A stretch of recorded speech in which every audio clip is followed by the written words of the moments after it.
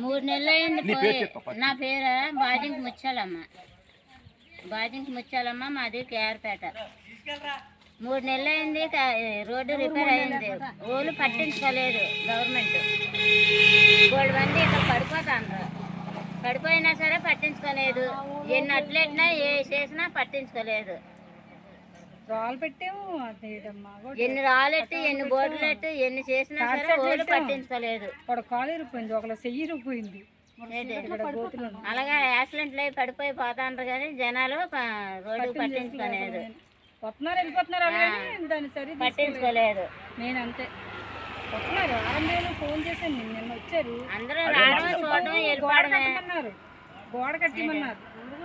నేనేమో కాంప్లెక్స్ నుంచి ఫోన్ వచ్చింది, వంతులు పడిపోయిందంటే నాకు ఫోన్ చేశారు మాట. ఇంకో అబ్బాయి ఫోన్ చేసి వంతులు పడిపోయిందంటే బస్సులు ఆగిపోయి, బస్సులు అయితే 2 గంటలు 3 గంటల మీద ఆఫ్ చేసేది. అంటే ఇంతకుముందు ఇలా ఈ పక్క నుంచి వెళ్తుంది కాబట్టి ఆ పక్క నుంచి మొత్తం కింద అదే మాట చెప్పిస్తే బాగుంటుంది కదమ్మా. బాధ్యత అది. పేరు బంగారెడ్డి అండి, మాది ఇక్కడే పక్కన ఉగ్రవాస గ్రామం. మాది ఇది సుమారు 4 నెలల నుంచి ఇదే పరిస్థితి జరుగుతుంది. ఎవరు రావడం కానీ పట్టించుకోవడం కానీ ఏ లేదు, ఫోటోలు తీస్తున్నా తప్ప కానీ దీన్ని అసలు చూసే వాళ్ళు ఎవరు లేరు. ఇక్కడ దగ్గర సుమారు 2-3 యాక్సిడెంట్ జరిగాయి ఇలాగే. ఒకరికి కాళ్ళు ఇరిగిపోయింది, ఒకరి చెయ్యి ఇలాగే ఇరిగిపోయిందండి. ఇప్పుడు వచ్చి ఎవరు పట్టించుకోవడం కానీ అసలు ఏం లేదు.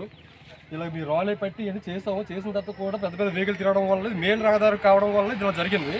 కానీ ఇప్పుడు వచ్చి కనీసం పట్టించుకోవడం కానీ ఎవరు రాలేదు. ఇప్పుడు వచ్చి అదండి పరిస్థితి.